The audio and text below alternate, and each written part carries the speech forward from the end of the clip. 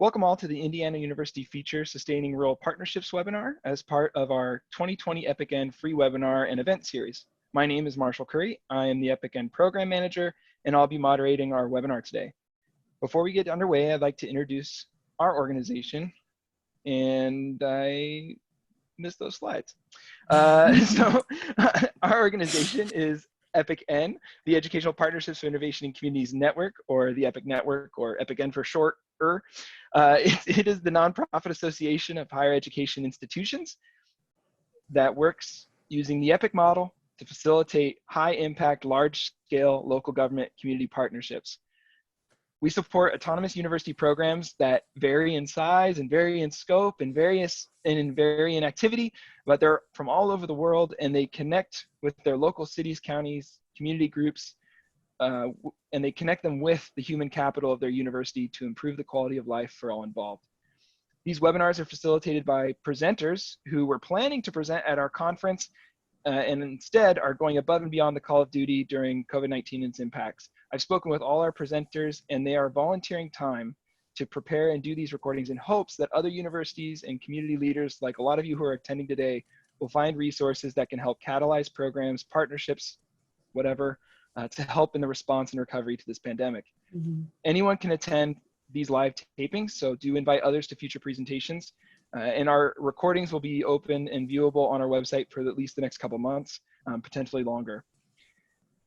Finally, I need to thank one more group of people to make this series possible. We received contributions from member programs who support EPIC-N's operations, the Ford Foundation, and the William Flora and Flora Hewlett Foundation. They keep the EPIC network and our programming happening, and we're very thankful for them.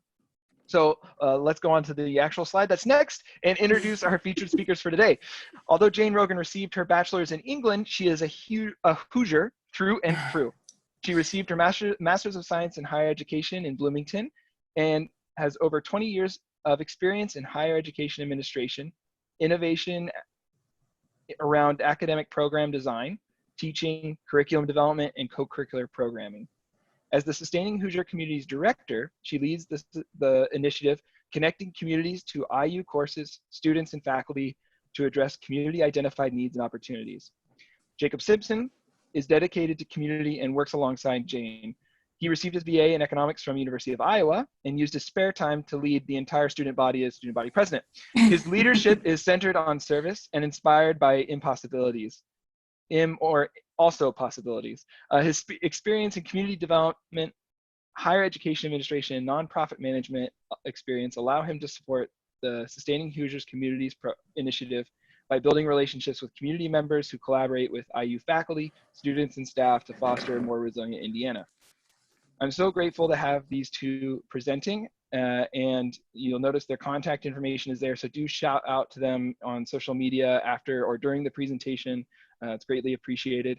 And I do want to also highlight their program before I hand it over to them, because in our network, you'll see there's a ton of variation with the people who are represented today. And we're trying to do a better job as a network of showcasing both the similarities and the differences across our network. And so this slide will be present on all of our presentations during this webinar series. And again, it kind of helps you as a user or an audience member see where they are at in terms of scope. It highlights their years they've been established, the number of partners they're having each year, the length of partnership. The Indiana program usually does a one academic year official partnership, but they're usually working with that community for maybe 6 months before and 6 months after that community partnership runs. They're also seeing about 25 projects per year, and between Jacob, Jane, and a series of other staff members who do little tiny bits of the important puzzle of putting together these partnerships, like the communication staff or some of the admin in their office who will make sure they have what they need as staff, they estimate it's about 2.0 FTE. And they're going to talk about how they do final deliverables, and you can kind of see generally where their funding sources are coming from. So do be on the lookout for that slide in future presentations, because it'll help you see what's going on. So with that, let's get into it. I'm going to hand it over to Jane and Jacob to do their presentation. Thanks so much, Marshall. So hi, everybody. I just think I want to echo something that we were talking about as everyone was getting online, which is we were supposed to be hosting this conference in April for EPICN, and we were very excited to do that and to welcome everybody to Bloomington. And of course, COVID-19 had other plans for us. And so we're grateful to you all for coming, particularly grateful to our community partners from Washington County, who are our community for next academic year. Really grateful to you for showing up, and we really want to just kind of get through what we would have done if you had been to visit us in Bloomington. Jacob and I work really closely together with other staff to make Sustaining Hoosier Communities work. And I think what we had decided today was, instead of doing a formal presentation, he and I are going to have a conversation.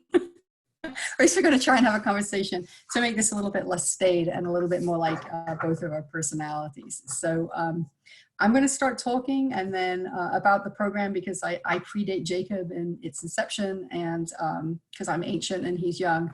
And then we'll get the ball rolling with other pieces here. So just to give you some background, we joined EPIC in 2016. Our first program ran in a rural community. We operate on a county by county basis. And so we engage with a county for an academic year. And I will talk more about how we engage in the communities, but we don't engage with a particular office or governmental agency when we do our work. We engage at a very grassroots level within our communities, and we look for where the interest is and where we can get traction. Our first community was our pilot, and we thought, gosh, this will probably be like maybe 5 projects and 5 faculty, and it ended up being a lot larger. We had a lot of faculty demand for what we were doing and a lot of community interest and support.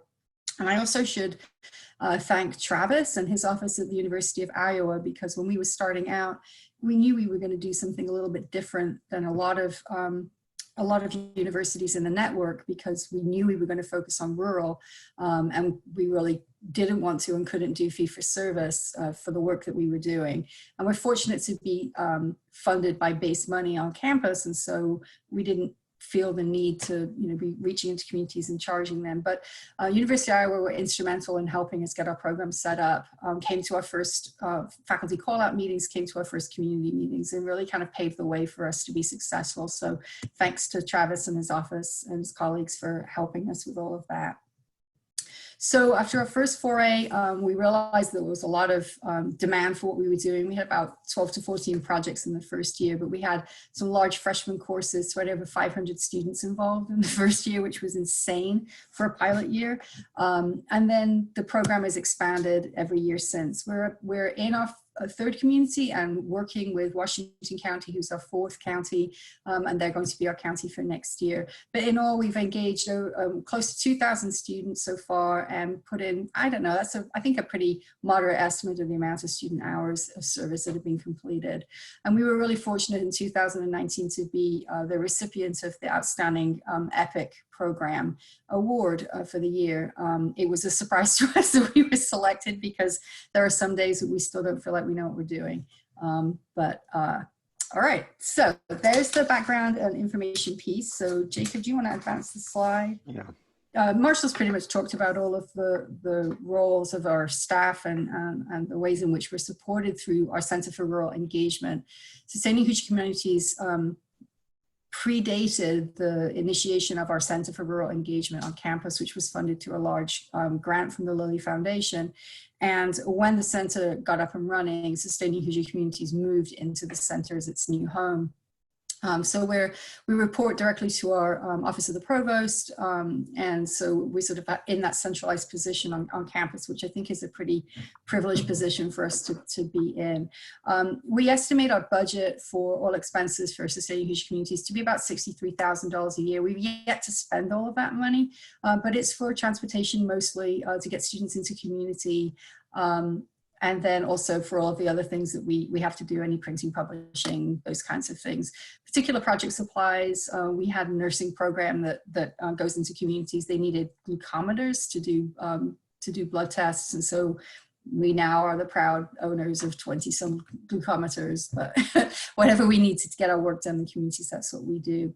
And we also use that money to do what we call continuation projects. So as Marshall alluded, we work with communities ahead of time, obviously, as we all do, to set up relationships. And then once we're done with the coursework in communities, we work closely with our community partners to determine what would be the most impactful projects that we can continue working on. And that can be a short-term commitment, maybe a summer internship, something like that, or it might be a longer term commitment. But we work that out with our communities, and then we will fund that work out of our budget. So, did I miss anything, Jacob? I think also one piece about the budget is that the balance between salaries and the annual project expenses really expresses how important relationship building is to the work that we do and all programs do across the network. It's really about the people who are involved on the university and community side and building a strong network so that these projects can get done. So Jacob, tell us about what that typical year in SHC looks like? How do we actually get this work done? Mm-hmm. Yeah, so we break it down into four main aspects. Really, there's preparing for the year, and that can be summarized with points 1 and 2. There, first, we have a community application. We send out an RFP that has both information guiding a community on how to put together their application and establishing a coordinating community that has representatives from many different sectors. Like Jane mentioned already, we don't necessarily work with local governments primarily. A lot of times it's, as Jane said, a coalition of the willing. So past partners, I'd say, who are kind of taking the lead. We did have a mayor in the pilot year.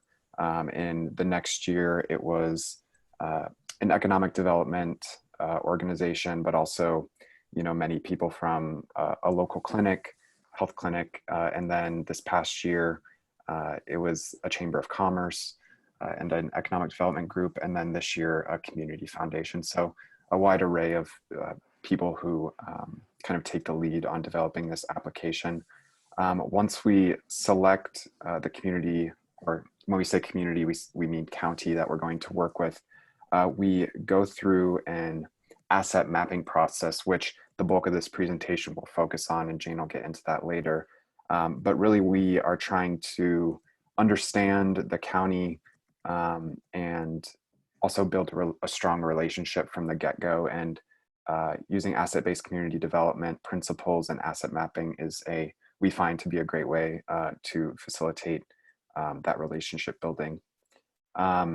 From those assets, we create projects which we can then match with IU faculty and courses that are already being taught on campus. So, hey, Jacob, can you back up? Who decides on those projects? Like, who actually crafts them? Yeah, so we focus very much on making sure the community defines what the projects are. So through these community meetings, we collect a wide variety of projects. For Washington County, we had over 150 projects suggested to us. And, those are going to be of varying scope. Some maybe just, an offhand comment about a need from a resident who participated in the meeting, or it could be a very developed idea already that has been on the table in an organization for a long time. But we take all of those projects and have a database that then Jane and I and a few of our colleagues do some networking on campus with faculty who are already teaching courses that could incorporate some of these projects into their curriculum.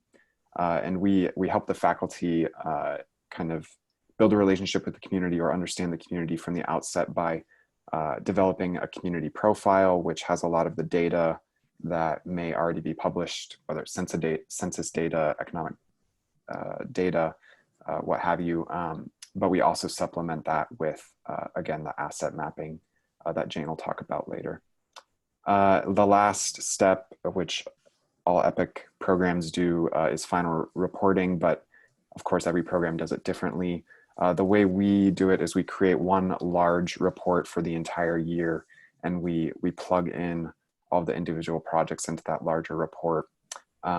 And we do some highlighting of individual projects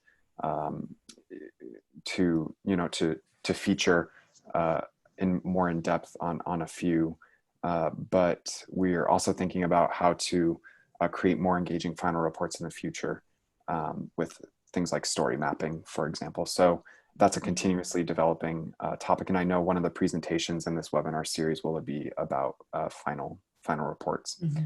And then the last thing is evaluation. So we do both student evaluations and community partner evaluations using Qualtrics at each semester. And we also reach out to our faculty on a regular basis to hear about their experience. So Jacob, it might just be worthwhile just to talk through those hyperlinks, because Marshall's also mentioned them in the chat. And so just to let everybody know that the community application is available there. The asset map in number 2 is available to you. The asset dependent community identified projects, the asset dependent part is a word cloud of assets. The projects hyperlink takes you to our current story map that we've been using to show faculty what projects and assets are out there in the community. And then the community profile is available to you as well. And also a final report from last academic year. So when slides go up, Marshall is going to put make these slides available. You all have access to all of that. Sorry, Jacob. Okay. So you were talking about the timeline. Yeah. So this is pretty much reflecting the past slide, but it adds some mile markers in terms of months there. So overall, our collaboration, like Marshall said earlier, takes about 1.5 years, even over 1.5 years, because we want to make sure for about 6 to 8 months that we're building a strong relationship before the actual academic year starts, when projects will take place. But then once that academic year wraps up, we work with the community in April and May to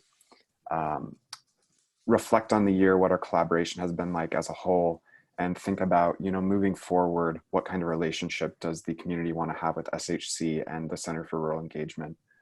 So we, in that process, would use strategic doing, which again, Jane will talk about later, and identify priorities for future collaboration. Mm-hmm. Yeah, the deadlines are quite loose, right? As they're written here, like October, November, January, February. Is there a reason why we don't have firm deadlines, or, you know? Yeah, and every community is very different, and every year is very different, as we can see with a pandemic going on right now. And I think something we've learned is that flexibility is very important when working with at the grassroots level. So, you know, these are general guidelines, and it's not something that we are necessarily restricted to. And I think our funding structure also allows for some of that flexibility. Mm-hmm. And also, I hate deadlines, so I mean, it's perfect for me. That's it may be a personal or cultural thing. I've had some influence on that. Yeah, so that's kind of some of the logistical pieces, but I think something that really makes our program work is kind of the philosophical or theoretical underpinnings. So Jane, maybe you can talk about that. Yeah, certainly. So it seems like a slide with a lot of information on it, but it's really very simple. I have to give credit to Jamie Masterson from Texas A&M, who's a leader of their program down there. And she and I were on a panel together presenting at EPIC conference 2 years ago. And during that presentation, the presentation was about how do you democratize the process of EPIC and by involving community partners in the planning process. And there's varying degrees of involvement. And Jamie used this model, which is the ladder of citizen participation that Lee Arnstein, she wrote in 1969. So it's just slightly older than me, which is nice. But the idea of this is, I think universities have this storied history of working in communities and maybe getting it wrong. And this model was really helpful for us to really think about where we wanted to situate community partners in this process, and how did we want to give them ownership of the the responsibilities of helping with this work.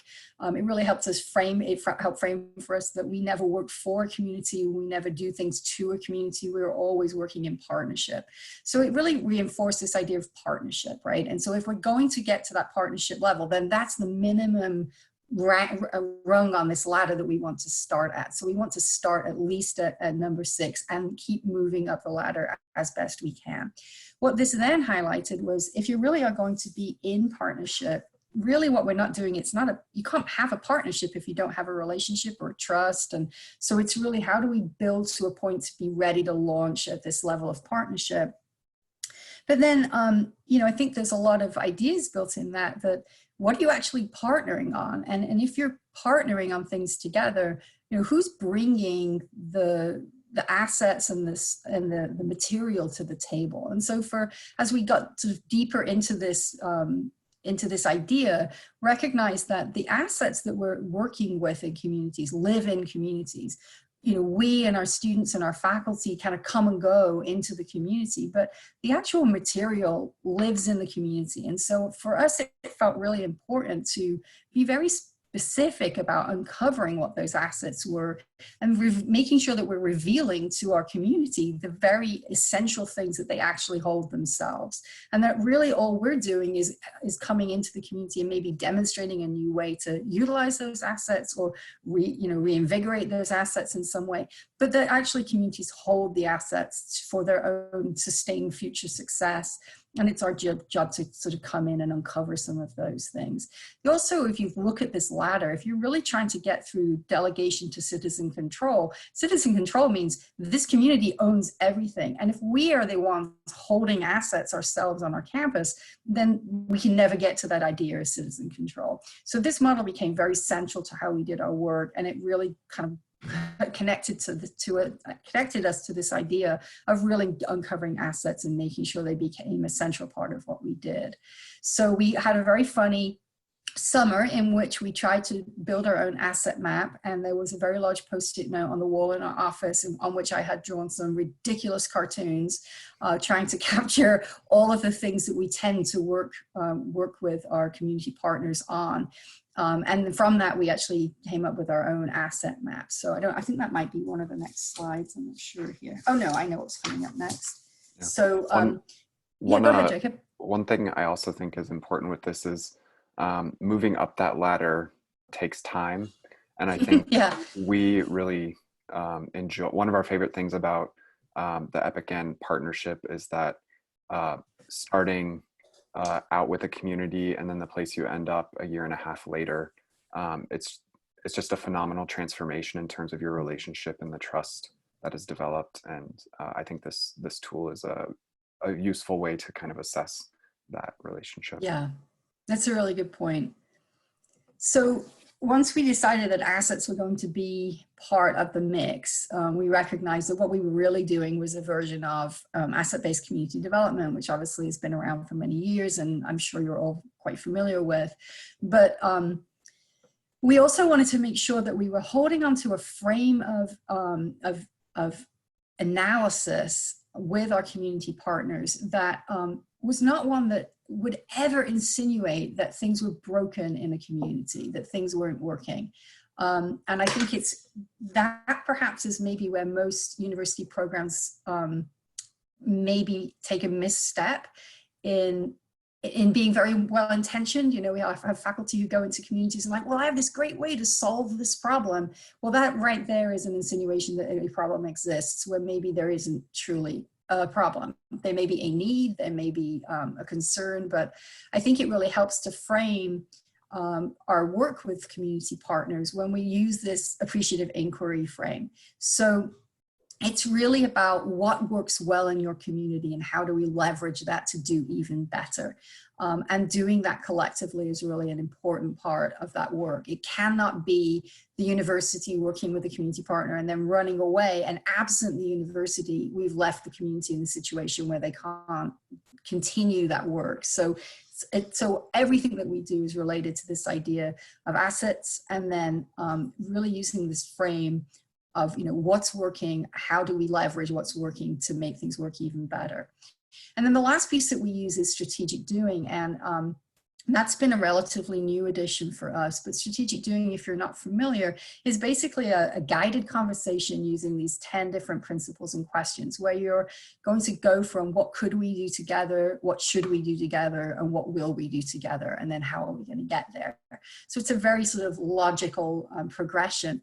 But the important piece of it is that it relies upon two things. It relies upon assets and trusted networks.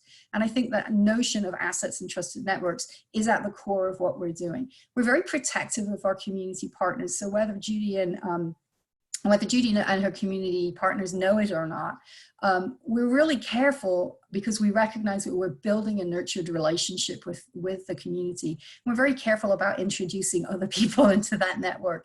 If we've had an experience with faculty that a faculty member has maybe not followed our process as well as they could have, we're going to be a little, skeptical about encouraging that faculty member to participate with our program again, because we recognize that, as Jacob said, it takes so much time to build trust, and trust can be eroded almost instantly by a misstep, that we want to really hold on to that precious relationship, because it is that relationship and that trust that has been built up between the community partner and us as representatives of the university that makes for a sustainable future. Without that trust, there really is no sustainable future. We may as well just be like a one-hit wonder, bring some classes in and never go back. And that's not at all what we intend to do.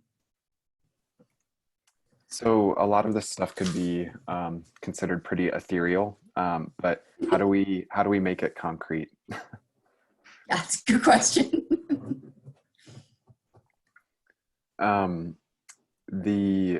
What we do then is our asset mapping process, and Jane here created again our version of an asset map. So we reflected on our experience and saw that there were 10 major categories of assets that communities we work with hold, and those asset categories are listed here on the right hand side in this picture.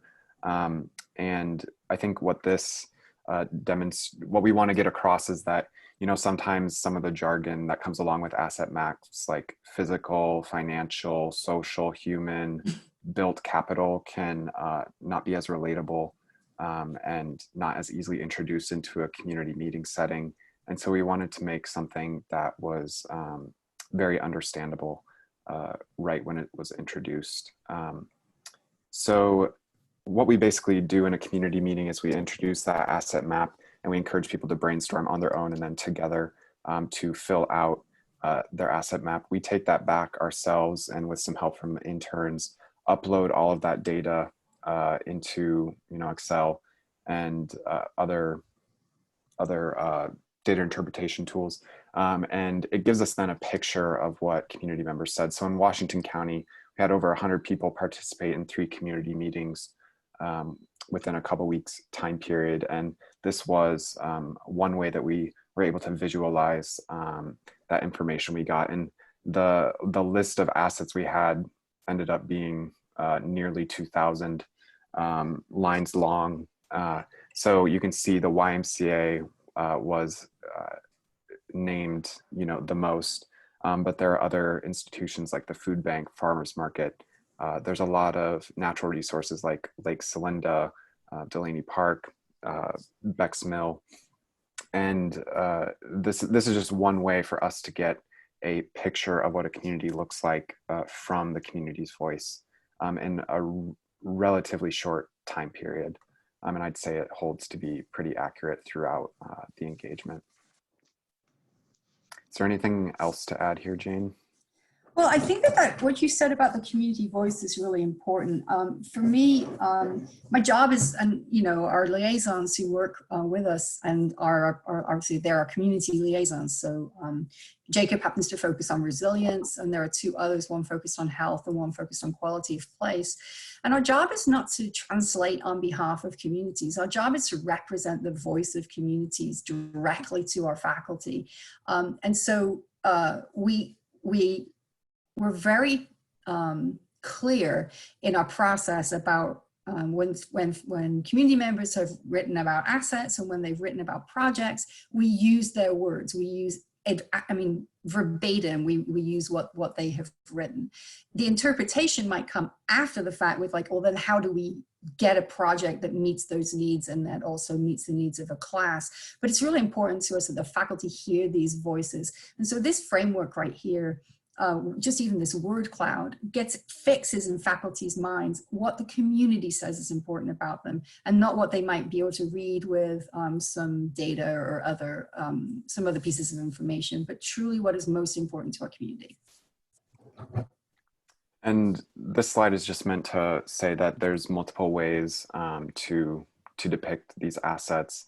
And it's also important to note that assets have multiple functions. So if, for example, the Greene County Youth Council is listed as an asset, obviously that plays many roles in the community. It's related to health and wellness, education, but also leadership and supporting youth as they do civic engagement activities. So we think there's many ways to experiment with this kind of data visualization, and would encourage other programs to do that as well. Mm-hmm.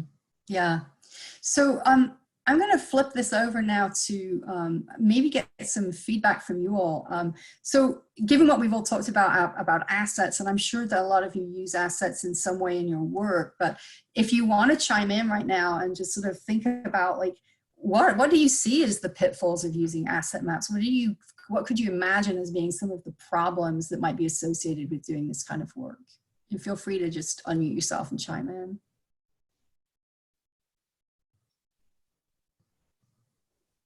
Or type in the chat if you're more comfortable. Yeah. Steven's unmuted. Oh yeah. What about, do you ever run into the issue of just too many ideas, too much input? There's never such a thing as too many ideas. Well, how do you handle it when it kind of starts to reach those high levels? Well, let's talk about that when we get to projects, okay? You want to when we come back to projects, I'll talk about that for sure. Hey, Jane, it's Gavin. Hey, Gavin. I'm also going to be talking a little bit about this in my presentation later, but one of the things that, not to say there's a pitfall of using assets, of course. I mean, who wouldn't be in support of using assets? But sometimes people don't always understand who controls the assets. And I think sometimes you can kind of get unrealistic expectations of like, yeah, this person can do this. It's like, well, maybe for us, or maybe not. Yeah. Thanks, Gavin. Anyone else? Hi, it's Stephen Ray with North Central Indiana Regional Planning Council. One of the challenges that we have is engagement. It's the same 10, 20 people at every meeting. So our vision is limited to that typical working group. Yeah. Thanks, Stephen. We refer to it as STP, same 10 people. And yes, I think what was exhibited when we were working in Washington County about how do you change that is we got over 100 people in 3 different meetings. And I know our community foundation worked really hard to get those people to show up, but getting the right people in the room is key to knowing what the assets are. I think, this sense of engagement, if there is truly a sense that people feel like they're going to be listened to and they're going to be heard, and what they say is going to somehow be recorded and documented, people came. I mean, and people do come. I think that people want to be involved. And if you look at some of the things about appreciative inquiry, it really is an asset-based community development. It's about finding the ways in which, particularly with asset-based community development, everybody has something to offer, and we have to find enough ways for people to feel like their gifts and their skills can be utilized. And that's a central piece of asset-based community development. I think holding lots of meetings to get lots of people in the room is critical to that piece. So Jacob, you want to just bring the next piece of that slide up? So these are the things that for us have come up as sort of pitfalls. Asset maps, when you've completed one and you've got all of those segments filled in, some of those segments will be really, really heavy. And so recreation is one, because we all do something to recreate. We all might work in different places, but we all are going to recreate in our communities in ways that leverage similar assets. But if I asked you about housing, tell me about housing in your community. Well, Jacob might talk about where he lives. I might talk about my house, and I might know about apartment complexes, or maybe there's a retirement community being built, but I'm not going to necessarily feel like I'm an expert on that. And so asset mapping can often leave you with gaps. And so what you have to then do is to query why there's a gap. Is there a gap because you didn't have the right people in the room, or is there a gap because truly that's a gap in the community? So asset mapping is a good place to start, but it's not going to give you every single piece of information from one or two meetings. You're going to have to keep going back. It's going to be an iterative process. So you need that local knowledge to sort of fill in the gaps. And that's why our community coordinating committees are so important to us. So we've got Judy and her large crew down in Washington County that we can keep in contact with and fill in the gaps. The assets are really messy too, because what I think of in one category, Jacob might think of in something else. So if I know somebody who's employed by our local fiber company, who's putting out telephone and cable and wireless and all that, and Wi-Fi and all that, I might think of them as a employer, and Jacob might provide service and Wi-Fi into his home, so he might think of them as a utility provider. Neither one of us is incorrect, but it makes it difficult sometimes when you're assessing all of the assets that are in the area to understand that, like, oh, there's going to be crossover. So it's not clear cut, right, in some cases. And then I think to Gavin's point, the asset owners, right? You have to know who owns the asset. It's great to know that there are the assets, but you have to understand who the owners are and whether they're willing to share those assets and allow them to be leveraged for some other purpose. And that sometimes can be where projects fall down. When we know there's an asset and we know there's interest and we know there's a need that can be addressed by using that asset, if the asset owner's not interested, then it's going to stop there, right? Because you can't coerce somebody into doing something. So should we look at the other side of this, Jacob, and think about, like, why would you even bother? So again, I ask you, why do you think you ought to maybe want to dig in more deeply to this? As Gavin says, like, who wouldn't want to do this? But I don't know, I can imagine there's some people who might think like there might be some reasons to not want to bother in this. So why would you, knowing that it probably takes more time as a given?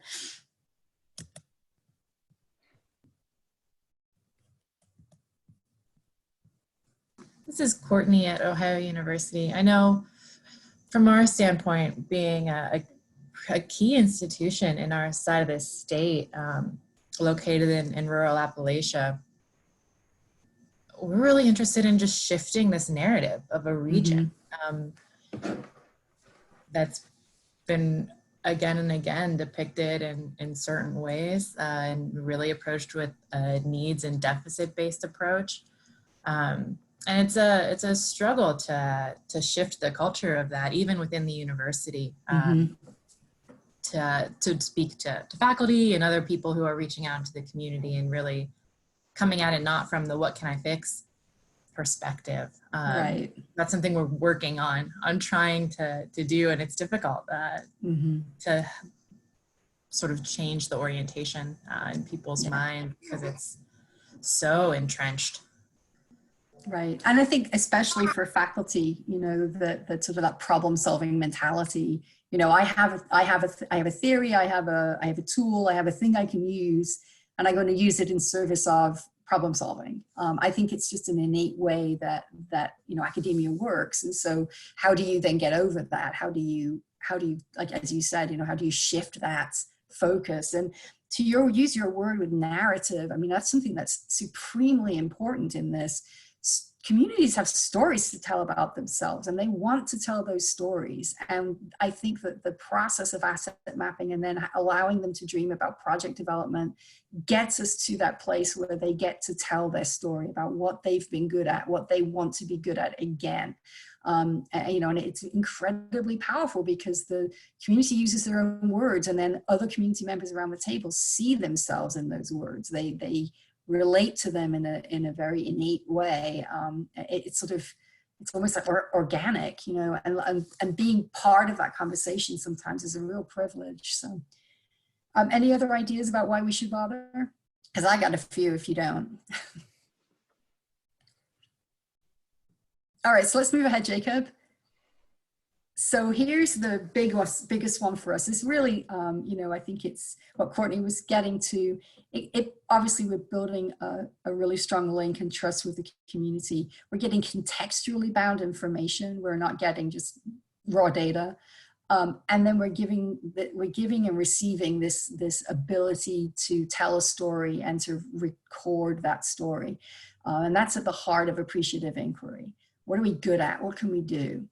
And then I think for the university, there's some skepticism. We all know that when we do this kind of work in partnership with communities, there's a lot of skepticism about what universities can and can't do for us. And I think this approach is genuine. And if you approach it in a genuine way, folks are going to want to participate in it. And I really do think that,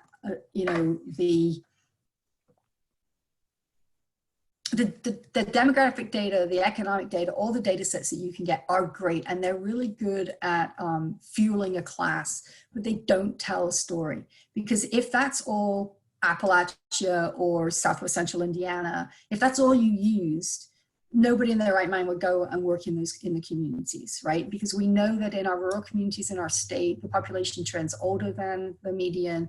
Its median income is lower than the state average. So we know that we're working in communities that already have some boundaries and some barriers rather that they're facing.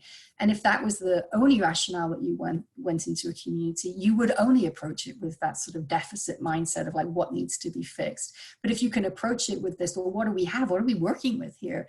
It lends itself to much more positive outcomes, I think. Shall we move on, Jacob? Yeah.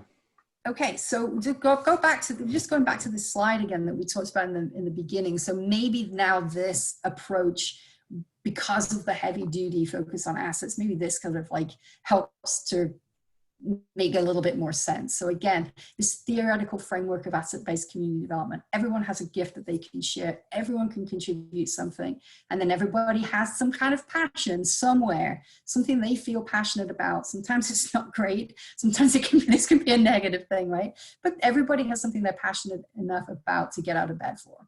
And how do you find those things, and then how do you work on them so that you can bring those people back into the room? And then again, appreciative inquiry and strategic doing. So how do you collect assets? As Jacob said, this is the typical way of doing it. It's like, what are your natural assets? What are the social assets? What skills do you have? What kind of capital assets that you have out there? That's a very simple way of doing it. You start with a list as long or as short as you want, but you can actually, as it says on the slide, if you press the button, make your own. We encourage you to do that. Think about how you work in communities. I think it's really important. I do want to just address Stephen's point about how do you get too much information. Our process is asset mapping, and in those asset mapping meetings, we then hand out to everybody in the room a project form, a project development form. And their only requirement is that whatever project they ask us to work on, it has to be attached to an asset. They cannot fill out that form if the form says, we have a problem with ABC and we need you to fix it.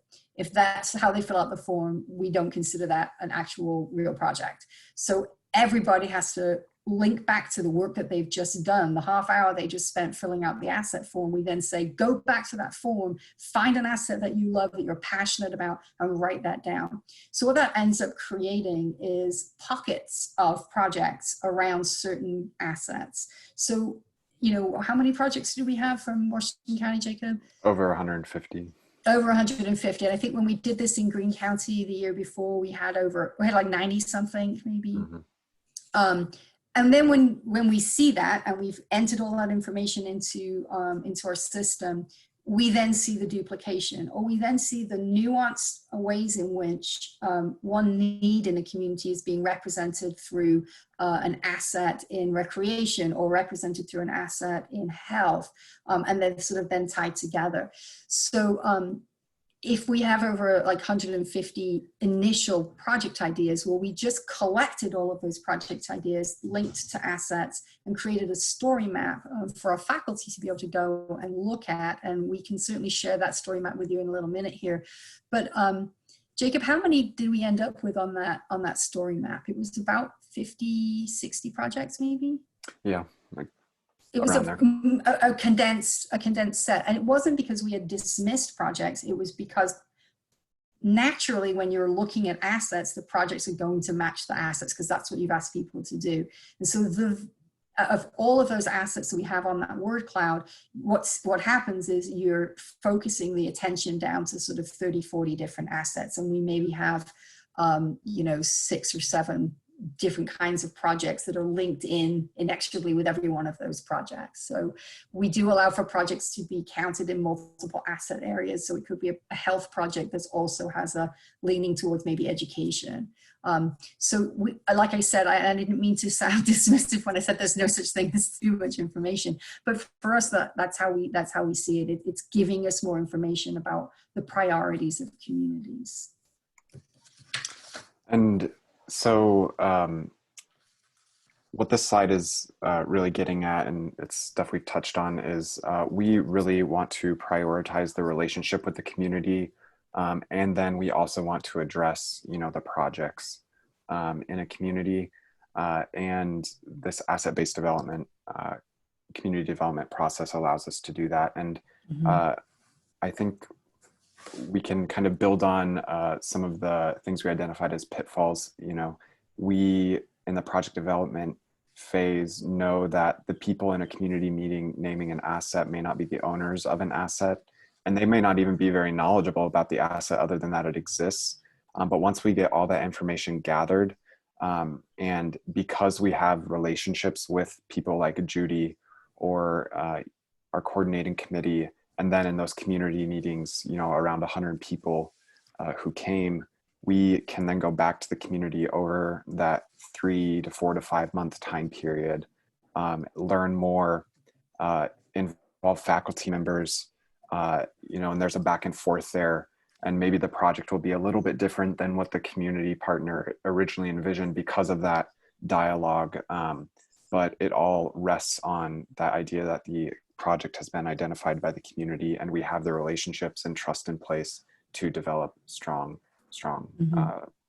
partnerships. I think this is an interesting slide too. If you can just go back to it, because I think it shows that there's a slight difference in the process for how you initially build those relationships, and then how do you keep going back to the community. It's not unusual for us to have worked in a community and then a year or so later get a call from that community saying like, hey, this thing has come up and we're really not sure what to do with it. And our, if we go back to our philosophical underpinning, and our guidelines, then we're really going to be able to continue building on that trusting relationship and working and supporting that community. And so in our community meeting, we rely on asset-based community development, but also the idea of appreciative inquiry and what kind of questions we're prompting the community with. So we, for example, might use a question like, what makes your community a great place to live and work? And then use our asset maps to facilitate a conversation. And we see that being really productive. And Jane, I don't know if you want to talk more about what goes into a framing question. Yeah, for sure. I'm just actually putting in the chat box right now the story map link for how we linked assets and projects together. And we shared this with our faculty last week in a faculty meeting. So this framing question is at the heart of appreciative inquiry. And it's really been an important part of every one of our community meetings has a framing question around it. And this is where you get folks to understand that they get to see how their own narrative fits into a future goal or a future state for their community. And so this, when we were working in Greene County, was the question that we used. If your community is partnered with Indiana University to enhance its unique economic, natural, physical, human, cultural assets, what would those successes look like? So that's the place that we start. That's what we want them to imagine, because it doesn't help us for them to tell me that the playground equipment in the park needs to be replaced, because we can write a grant and get that equipment replaced. But unless they can tell me what they imagine as the future for that playground and the role it plays in the community and who is using it and how often they're using it and who feels welcome there. And if you have any physical limitations, would you be able to go to that park? Unless they can paint that complete picture of what does that future look like, right? And this is where that narrative and that imagination really comes into play. That becomes critically important, because that's then how they understand how to ask us for a project. That's how community members then know, yeah, the asset is the park. The need is that it needs to be used more. It could be used more. It could be a central meeting place.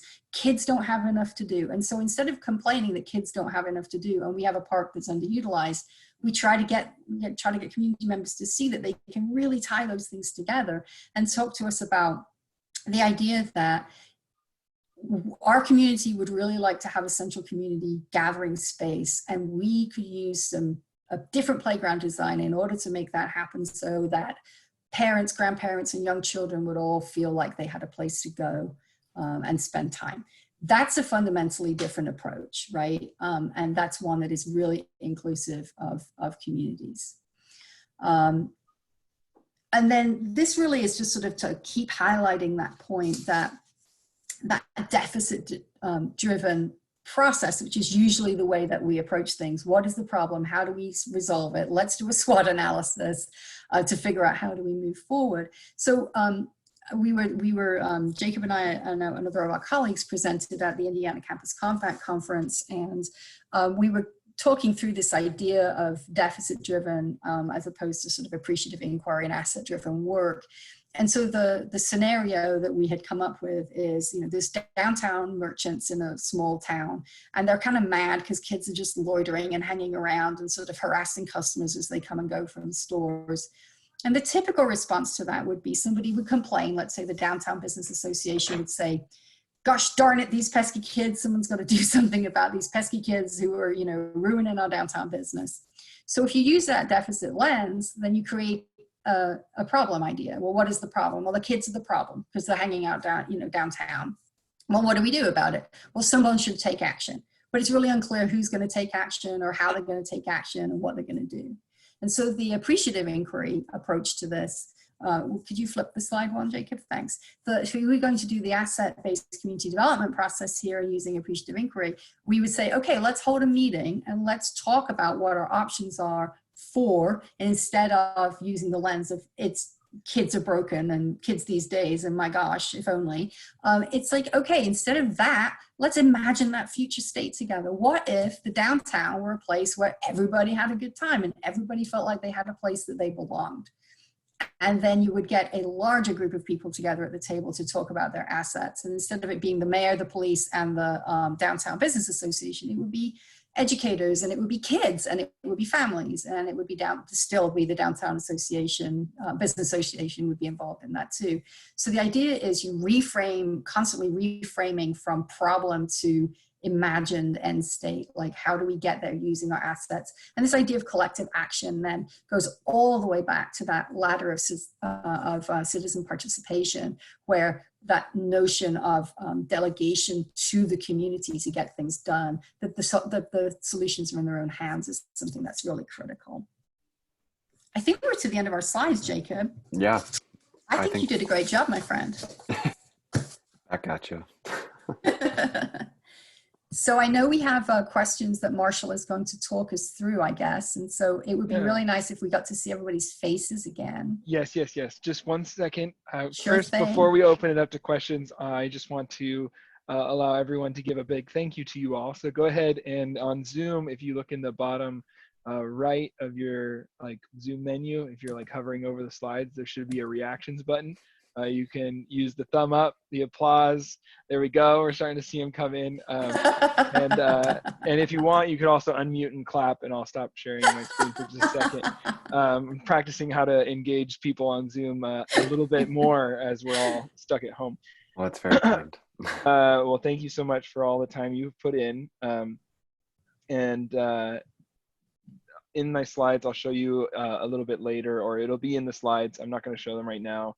You'll have links to the story map that Jane provided, some more information on their website, and also we had a recent big announcement from the EPIC Network earlier last week that the programming and resources provided by EPICN are usually for paying members are now available for anyone who is at a university who's willing to kind of go through our sign-up process, and you can talk to me about that if you'd like. So that's a big announcement. It means there's a lot more resources available, and if you're a newer program, please let me know. The main reason the leadership in EPICN decided to do that is to help all of our communities respond and recover from the COVID-19 and its impacts.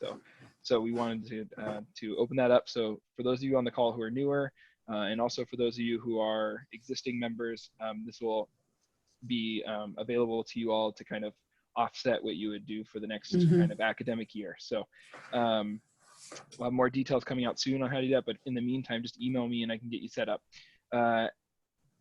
What I'd like to do now is we have a couple people who are leaving, so I'm just going to turn it over to them to ask their specific questions, and we'll do Q&A. Please make sure to introduce yourself and your organization before you go. And I'm going to prioritize Gavin here, who's leaving first. So Gavin, go ahead.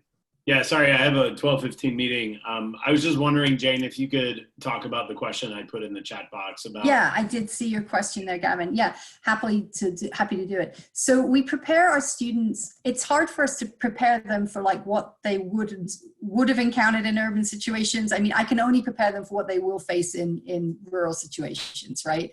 We have the community profile becomes a really important tool in our prepping both faculty and students to the realities of the situation. The asset map becomes really important too. But what we're talking about here is sort of some level of cultural competency, right? But we're also talking about the fact that we're all human beings, and no matter where we live, we're all dealing with the same or similar issues. So we do a little bit of that sort of background work with students. You asked particularly about political barriers that we face in the rural community. We don't really face any political barriers because we engage with our community partners who are everything from an individual resident to, Judy's the director of the Community Foundation, the mayor of one of the towns in the county is on our coordinating committee. I don't think do we face political barriers, Jacob?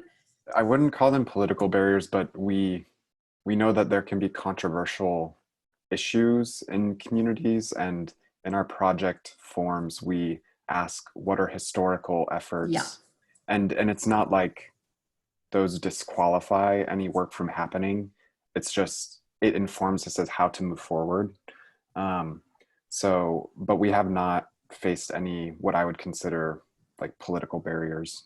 I mean, it seems like we're doing work in rural communities this year more than we've done in the past. And our university relations people really want to know about it, and they really want to stay attuned to what we're doing, make sure that we don't piss anybody off. And then we also need to communicate with the legislators in that area to make sure that, because I mean, in some cases we are the big bad UW-Madison, and we are liberal communists who are there to, inculcate kids with liberal values.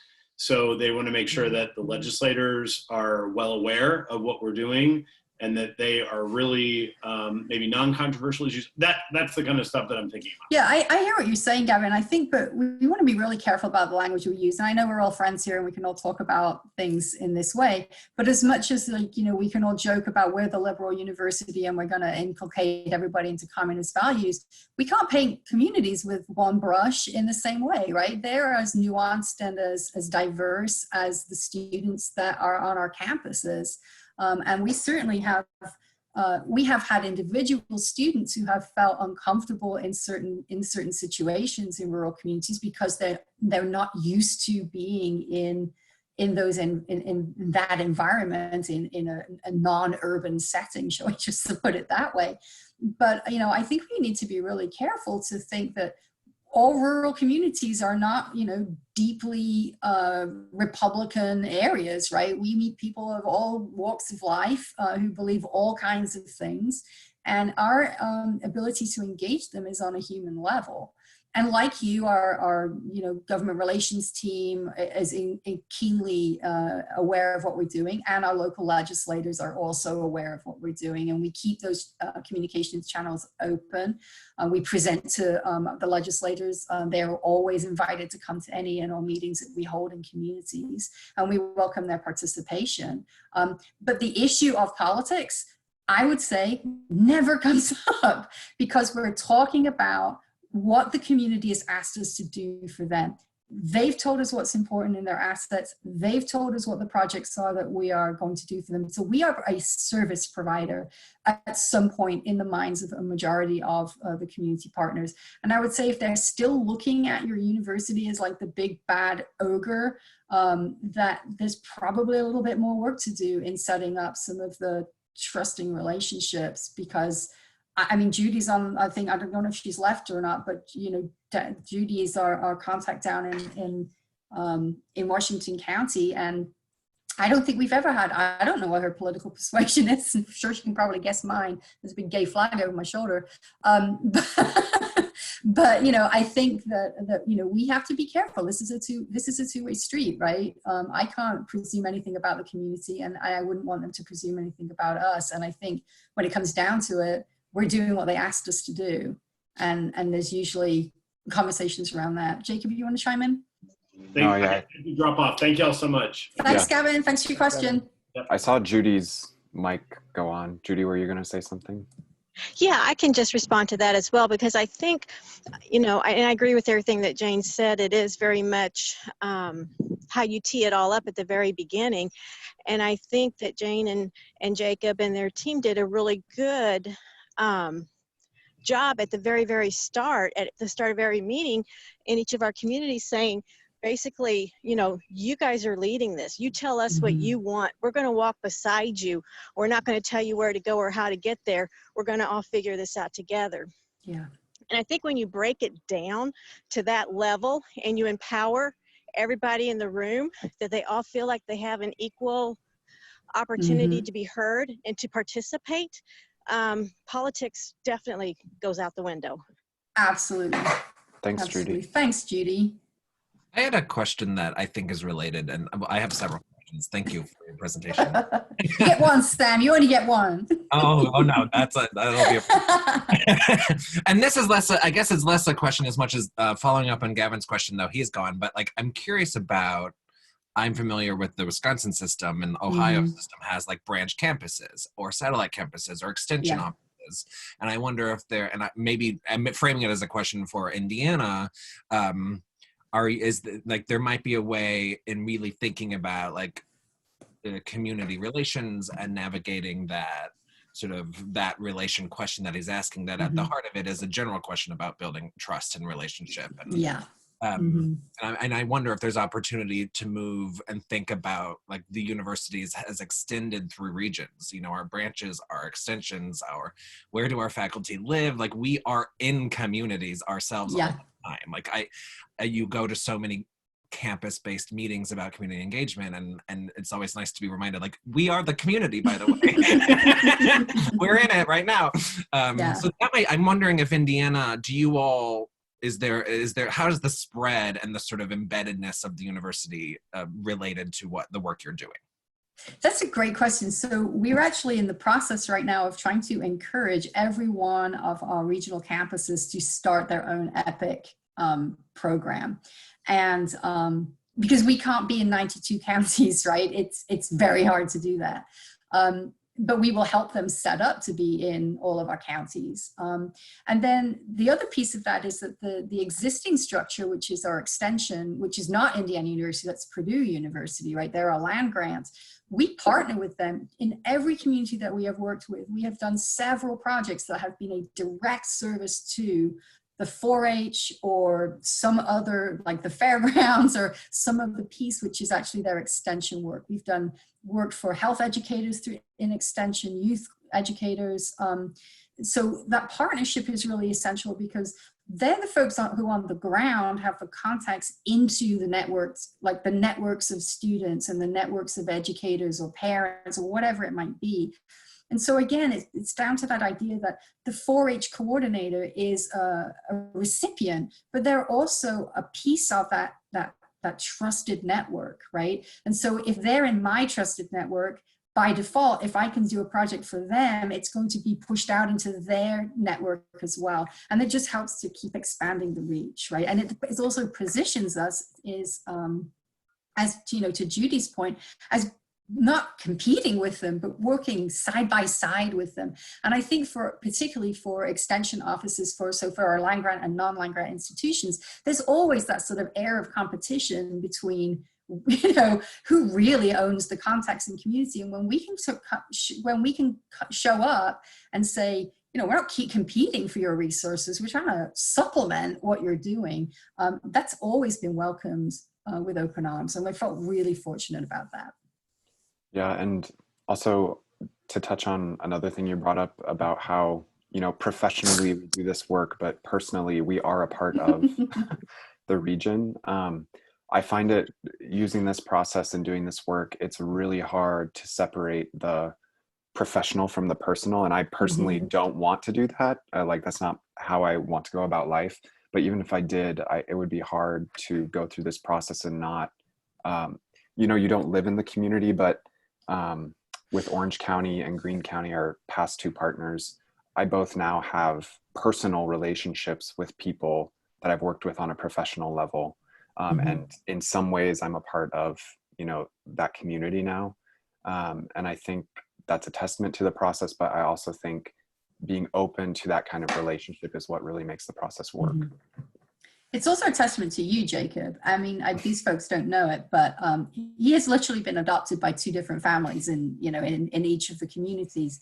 He has farmer friends who go out and take him on their 4-wheelers, and he goes off on adventures on weekends with our community partners. So he's also now going to serve on the board of the co-op in the community we worked in, you know, last year. So, you know, that's to your good credit, Jacob, but I think it also, does highlight this idea that you're getting at, Sam, which is, it's not us and them, we are they, right? They is us. I think I got some grammar wrong there. Well, I thank you so much for your answer. I love it. And I think it's related to a follow-up, if I may, that it's, you had mentioned at one point, Jane, like this idea that for a lot of partners, it's useful to see the university as a service provider. I know that I'm certainly interested in, most of the people, like I know Epic is interested in also like the idea of mutually beneficial partnership. And service being one form of partnership, but really there are so many. I love Arnstein's ladder. I love that you're using it. But I wonder how you, like, I think that like collaboration looks like lots of things and we call it different words, and there's a rhetorical kind of practice that depends on who you're talking to and what it needs to deliver. But if you're looking inward to the university, faculty, students, it's service. I find personally that service is not necessarily the lens that that is most useful. Like, how do you sort of argue for mutually beneficial partnership? Yeah, I think I want to make sure that I didn't mean to say service in service. I just mean like a provider, like, you know what I'm trying to say, right? We're providing a service. It's not we're doing service, right? Yeah. And I think that like there's so many words that we use. And I think the words, like, that's what I like about Arnstein, that like the words signal different kinds of level of engagement and power. Yes. And I think service is a really important one. I'm just curious about where you find yourselves using other terms and where you find them useful. Yeah, so I think for us, like, partnership is the biggest word, right? you know, I think the university can claim that we have expertise that we can offer, and we have capital that we can offer. We have smart students and faculty and big brains and a lot of hours that we can commit to work. And when we do these, projects in community, we talk about really small communities, right? And then we're also talking about having 500 students all directing their energies at this one, you know, small community and all of the things that they've asked for us to work on. And that's sort of like, it's scary for communities, but it's also, obviously, you know, the whole notion of scale like works with that. But what it, I think, reveals to us is all these themes and trends that keep coming up. And that's the stuff that we kind of can hold onto and then keep bringing back to our faculty to say, you know, okay, so we see this in this community, we see the same thing in this community. Maybe now, instead of teaching a class with students in the next community, can we actually go back and look at what is this theme that keeps emerging, and maybe look at doing some research around that? Or can you think of other ways that we might do engagement with our community? So I think the words partnership and engagement become as important as like service or anything else, right? Okay. Thanks all. I gotta step in real quick to get some more notes in front of you before the meeting ends. So let's continue this discussion though after you leave. You can give us feedback on the presentation. I put the link in the chat box, and maybe you're engaging with this presentation by watching the recording. Please consider doing the survey, but also going onto your social media channels and doing a post to, again, help other university officials tie into this conversation and start thinking about how do we better serve rural communities. You'll be emailed the link to view the recording of the session if you are attending, so that way you have the links to all the slides as soon as it's ready. And you can view more events upcoming on our website. This has been a part of the 2020 EPIC-N webinar series. And there's also just, I'm gonna fast forward a few slides, sorry to jump like this.